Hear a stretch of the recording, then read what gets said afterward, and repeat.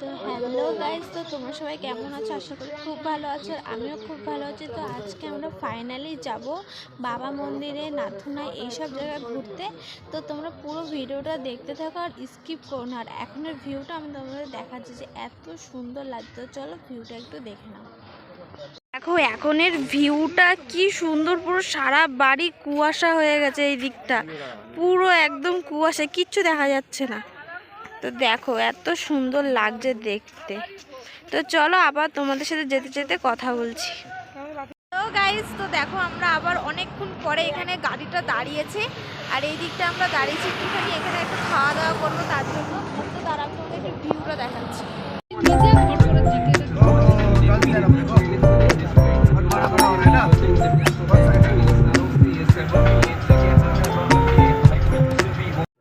Hello guys, তো দেখো আমরা আবার এইখানটা চলে এসেছি এই বাবা মন্দিরে।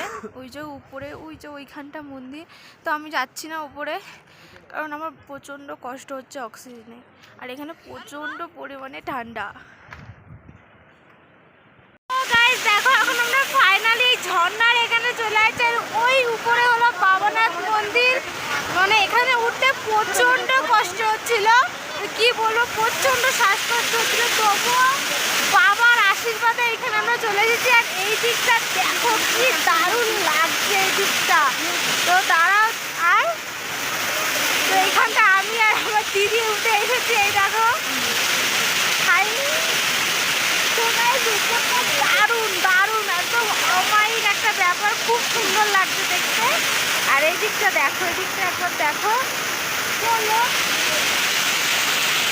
গাইস দেখো এইখানটার ভিউটা, এখানটা পুরোটাই বরফ, এইখানটা পুরো বরফ আর পাশ থেকে পুরো ঝর্ণা নামছে। তো দারুণ লাগছে দেখতে। আর এখান থেকেও সেম, এখানটা হলো প্রচণ্ড পরিমাণে ঠান্ডা। আর এইখানটা এত পরিমাণে হাওয়া দিচ্ছে তোমাদের আর কি বলবো। কিন্তু এখানের ভিউগুলো দেখো একদম অসাধারণ, মনে হচ্ছিল স্বর্গে চলে এসেছি। খুব সুন্দর লাগছে দেখতে। তো এখানে আমরা বেশ অনেক সময় ছিলাম, এখন আমরা আবার গাড়ির কাছে যাব। তো চলো ভিডিওটা দেখতে থাকো।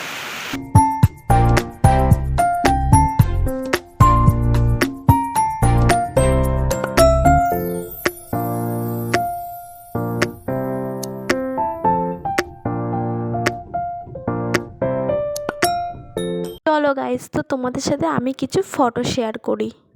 তো গাইস ফটোগুলো কেমন লাগলো অবশ্যই কিন্তু কমেন্টে জানিও। আর আমার ভিডিও ভালো লাগলে আমার চ্যানেলটা সাবস্ক্রাইব করো। ওকে, টাটা।